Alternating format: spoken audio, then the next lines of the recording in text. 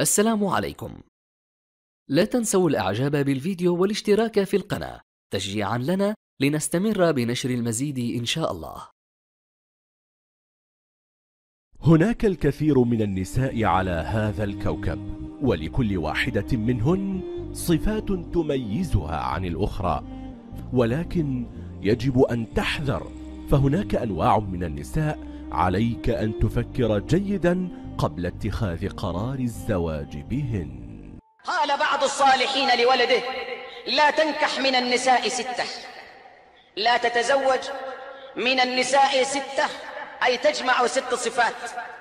لا تنكح أنانة ولا منانة ولا حنانة ولا حداقة ولا براقة ولا شداقة. الأنانة كثيرة التمارض، التي تتمارض تدعي المرض، كثيرة التمارض التي تكثر عصب رأسها وتكثر الأنين والتوجع. والمنانة هي ذات المال التي تمن على زوجها، تقول: فعلت لك كذا وفعلت كذا وأعطيتك كذا وأعطيتك كذا. والحنانة هي أن تكون ذات ولد من غيرك، فهي تحن إليه كل وقت.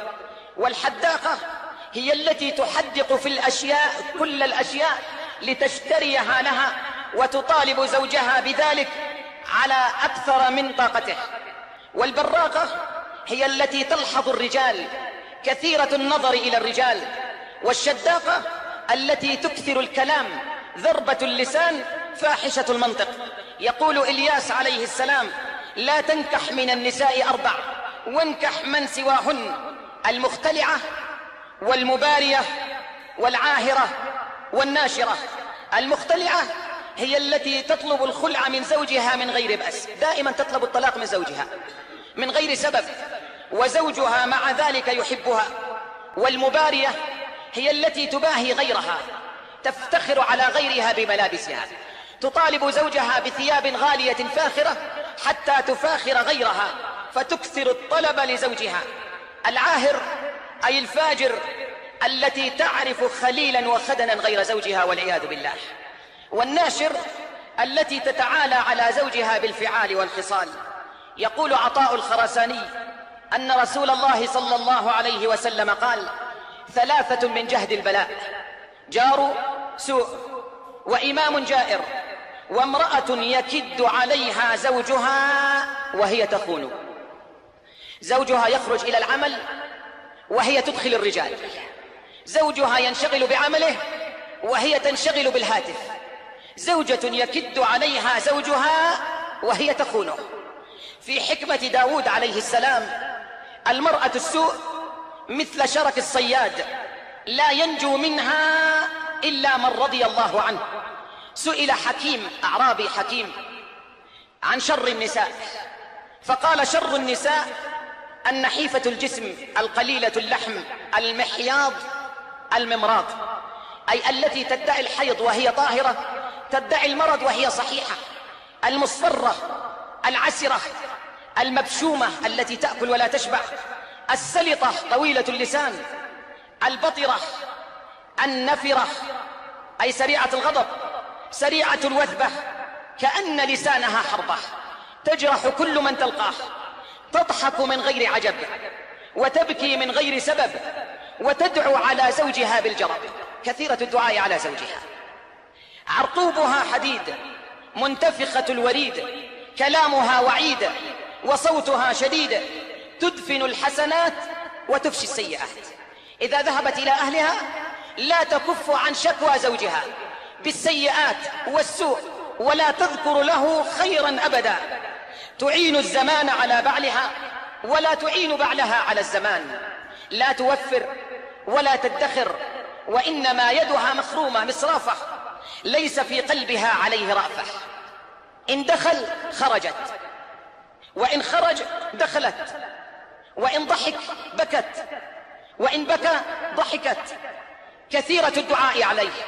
وفي البيوت نساء لا تكف عن لعنة زوجها، كثيرة الدعاء عليه، قليلة الإرعاء، لا ترعاه ولا ترعى أولادها، تأكل لما دون أن تسمي، تملأ بطنها تأكل كأكل البهائم وتوسع ذما، ضيقة الباع، مهتوكة القناع، أي حجابها مهتوك، إن خرجت في السيارة فحجابها مهتوك عن الناس، مهتوكة القناع. صبيها مهزول، أولادها ضعفاء لأنها لا تهتم بهم، وبيتها مزبول متسخ من الزبالات، لا تجد مكانا تجلس فيه.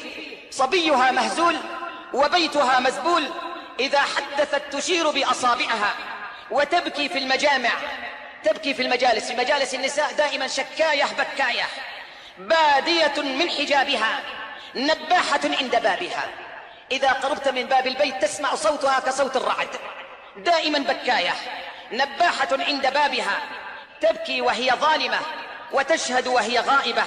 قد دلي لسانها بالزور، لسانها دائما يتكلم الكذب والزور، وسال دمعها بالفجور، ابتلاها الله بالويل والثبور وعظائم الأمور. قال رجل: النساء أربع، ربيع مربع، وجميع تجمع، وشيطان سمسمع، وغل لا يخلع. أما الربيع المربع فالتي إذا نظرت إليها سرتك، وإذا أقسمت عليها أبرتك. وأما الجميع تجمع فالمرأة تتزوجها ولها نشب، والنشب أي مال وعقار، فتجمع نشبك إلى نشبها، تجمع مالك إلى مالها، المال مالك ومالها واحد، تجمع نشبك إلى نشبها. وأما الشيطان السمعمع فالكالحة في وجهك إذا دخلت تكلح في وجهك، والمولولة في أثرك إذا خرجت، المولولة في أثرك إذا خرجت. وأما الغل التي لا تخلع فهي السيئة الخلق الذميمة التي نثرت ذات بطنها، أي أنجبت منها أولادا كثر، إن طلقتها ضاع ولدك، وإن أمسكتها فعلى أنفك. يقول لقمان لابنه: يا بني إياك والمرأة السوء، إياك والمرأة السوء التي إذا تكلمت أسمعت، صوتها عال، إذا تكلمت أسمعت، وإذا مشت أسرعت، وإذا غضبت سمعت، وإذا غضبت وبكت سمعت لأنيابها، فغدت مثل أنياب الفحل. إذا دخل عليها زوجها صكت في وجهه، وإذا خرج عنها لعنته في ظهره. وهذا غالب نساء اليوم إلا من رحم ربك. تبحث عن النساء الصالحات قليل إلا من رحم ربك. إذا خرج عنها لعنته في ظهره.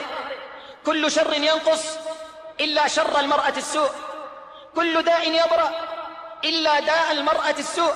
يا بني لئن تساكن الأسد والأسود، الحية السوداء أخطر الحيات، لئن تساكن الأسد والأسود خير من أن تساكنها. تبكي وهي الظالمة، وتحكم وهي الجائرة، وتنطق وهي الجاهلة، نعوذ بالله من شرها ونسأل الله.